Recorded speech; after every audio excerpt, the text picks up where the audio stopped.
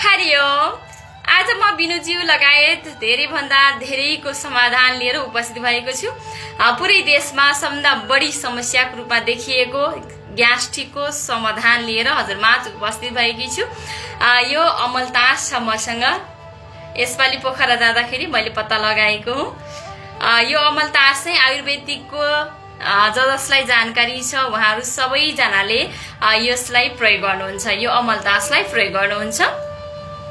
रोगको मुख्य कारण पेट नै हो। सबैभन्दा पहिला समस्या देखिन्छ पेटको कारण, त्यसपछि पुरै शरीरमा कुनै न कुनै समस्याको रूपमा रोगको रूपमा देखिन्छ। यो अमलतासको प्रयोगले पाचन तन्त्र पाचन प्रणालीलाई मजबुत बनाउँछ।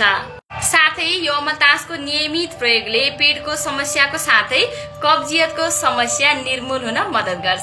सानो बच्चा, गर्भवती महिला, बढ्दो उमेरको बच्चा, वयस्क या बुढाबुढी सबैको लागि अत्यन्तै उत्तम मानिन्छ यो अमलतास। त्यति मात्रै नभएर दुध खाने बच्चालाई पनि कब्जियतको समस्या धेरै मात्रामा देखिएको पाइन्छ। बच्चाहरूले अब अरू औषधि त खान मान्दैनन्, जस्तो त्रिफला चूर्णहरू यिनीहरू खान मान्दैनन्, यसको स्वाद मन पराउँदैनन्। तर यो अमलतास चाहिँ गुलियो मिठो हुने भएकोले बच्चाहरूले यसको स्वाद चाहिँ मन पराउँछन्। गर्भवती महिलालाई पनि कब्जियतको समस्या धेरै मात्रामा देखिन्छ।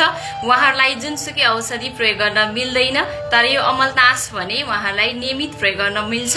तर यसको चाहिँ हामीले यस्तो गुदी हुन्छ भित्र, यसको चक्की जस्तो हुन्छ। चक्कीमा 3-4 चक्की, बढीमा 4-5 चक्की, त्योभन्दा बढी खानु हुँदैन। बढी खायो भने चाहिँ डाइरिया जस्तो धेरै वासरुम जानुपर्ने डाइरिया जस्तै देखिन्छ।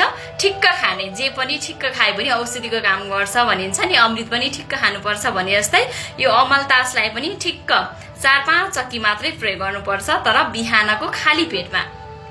पानी चाहिँ खान मिल्यो, पानी खाने, नियमित योगाभ्यास, प्राणायाम, ध्यान गर्ने, त्यसपछि खाली पेटमा यो अमलतासको चक्की 4 चक्की 5 चक्की, त्योभन्दा बढी खानु हुँदैन। सुरुवातमा बरु 3 चक्की 4 चक्की खाएर पनि हेर्न सक्नुहुन्छ। त्यसपछि कस्तो अवस्था देखिन्छ, बिहान खायौँ भने लगभग 7-8 बजेतिर खायौँ भने दिउँसोको 3-4 बजेतिर चाहिँ यसको नतिजा चाहिँ देखिँदो रहेछ। मैले धेरैजनाबाट सुने केही गर्दा कब्जियत ठिक नभएको, तर यो अमलतासको नियमित प्रयोगले मलाई कब्जियत एकदमै ठिक भयो भनिसकेपछि मैले पनि यो पोखराबाट लिएर आएँ। दुध खाने बच्चा, 2-3 महिनाको दुध खाने बच्चालाई समेत यो अमलतासको भित्रको गुदीको लेप बनाएर पेटको नाभिको वरिपरि लगाइदिँदाखेरि पेट फुलेको, पेट दुखेको छ भने त्यो बच्चाको पेट सफा हुन्छ। त्यसको लागि अत्यन्तै लाभदायक छ। सबैजनाले यो अमलतासलाई प्रयोग गर्नुहोला, तर ठिक्क ल 3देखि 4 चक्की खाएर हेर्ने। अनि बरु त्यसले पनि अलि भएन जस्तो लाग्यो भने बरु 4-5 चक्की 5-6 चक्की, त्योभन्दा बढी नखाने। आरामसे सहजताको रूपमा कति खाँदा आफूलाई काम गर्छ त्यो हेरेर विचार गरेर यसलाई प्रयोग गर्नुहोला। नियमित योगाभ्यास, प्राणायाम, ध्यान गर्नुहोला। स्वस्थ रहनुहोला। सबैको जय होस्, सबैको मङ्गल होस्। हरिओम।